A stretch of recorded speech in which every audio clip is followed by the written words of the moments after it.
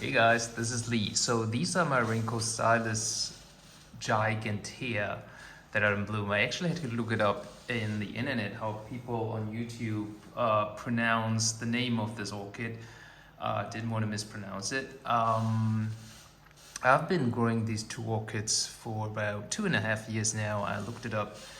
That was when I discovered that there are fragrant orchids, and I was crazy about fragrant orchids. So I ordered these two guys.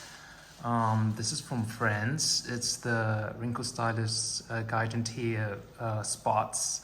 And this one here, I ordered it from Schroeder's in Germany. I live in Germany.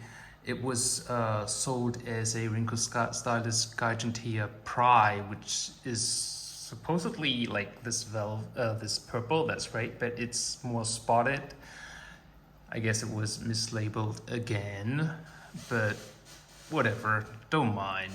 So Rhynchostylis gigantea are famous for their long foxtail-like blooms, and they have a very strong fragrance. That's why I bought them in the first place, right? It is really strong, but is it pleasant? I don't know. Some people like it. I kind of don't like it. That's why I already sold one, a white one, and it's kind of a chemical fragrance. Yeah, I'd put it like that. The spots here on this side has a little bit of a fruity note, but overall, for me, it's more like a chemical thing. So let's look at the plants in detail. So as you can see, these are actually two plants, here and here. And the reason that is because I was experimenting with these two poor guys. They were sitting in leca and semi-hydro. It worked well for a while, like a lot of things I plant in semi-hydro, but after a while the roots just die off. In the beginning the roots were growing like crazy, and then after a while there was something wrong. I was growing them under artificial light at first, and then I put them to a west-facing window. They didn't like the change and the roots just died off. And then I tried to save these plants, putting them outside with facing the east with a lot of morning light, a lot of shadow, but there was a lot of light definitely too, and it almost killed these two plants. The one in the back somehow recovered very quickly, and I potted it up then in sphagnum moss and bark, and it recovered, put out new roots, and finally bloomed for me this year after 2.5 years. As I said, I don't really like the fragrance, but the bloom is okay, I'd say. I'm thinking about selling it, don't know. Let's look at the roots. Not too bad. Look at this long root here. There are roots here and here and there. It's a self-watering setup, but there's no water in the reservoir. And but with the roots growing into the reservoir, it's a very good situation here, and it's easy to grow. So it looks like it's doing much better than it did in leca. I wasn't able to train, that's what people say, these two guys here to go into the pot because I didn't have anything heavy. It's too late now, but the plant is doing great anyway. So just look at the root tips here and down here.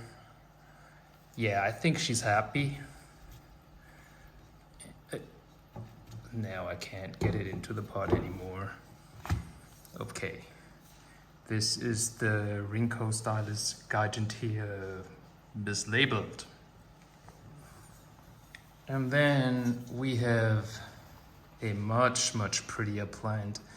It's the Rhynchostylis gigantea, gigantea spots. I ordered this one from France, as I said, from a guy called Olivier something. I ordered twice from him. He sent me the right plants. Right now on eBay, there's a guy who's, I think he was from the UK, and I wouldn't order from him because, yeah, people have said they ordered from him and then it turns out to be the wrong plant or a half-dead plant. That happened to me twice when I ordered from the UK. So right now I'm not ordering anything from over eBay from the UK. Well, Rhynchostylis gigantea spots back to this plant. Look at how pretty it is. The little tiny spots. The flowers are not big, but they're a bit waxy, I'd say, and the color is really beautiful with the purple and the white. It hasn't fully opened up yet, but I didn't want to wait because I might not have the time to shoot the video next week. Yeah, it's the first bloom. This one has been sitting on an east-facing windowsill ever since I bought it. And I think I have never even repotted this guy here. Yeah, I haven't done much with this one. No experiments, just right into sphagomoss, which is quite old right now. And I think there's some bark in there, but that's pretty much it. Let's check out if this one has any roots. It should. But, oh yeah, again, the roots grew into the reservoir, but there's something off. The tips are dying. Maybe it's just too, no, it's empty.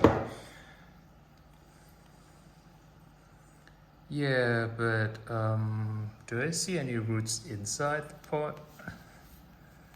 Can't say for sure because the sphagomoss has somehow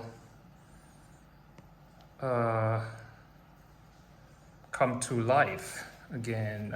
All I see is sphagomoss. Yeah, don't know. Obviously, it does have some roots though.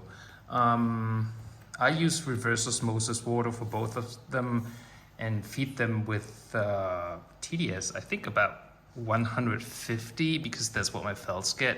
I think they can take a lot more and use a lot more, considering that they're vivacious types, but then I'm too lazy to make another fertilizing solution just for these two guys here.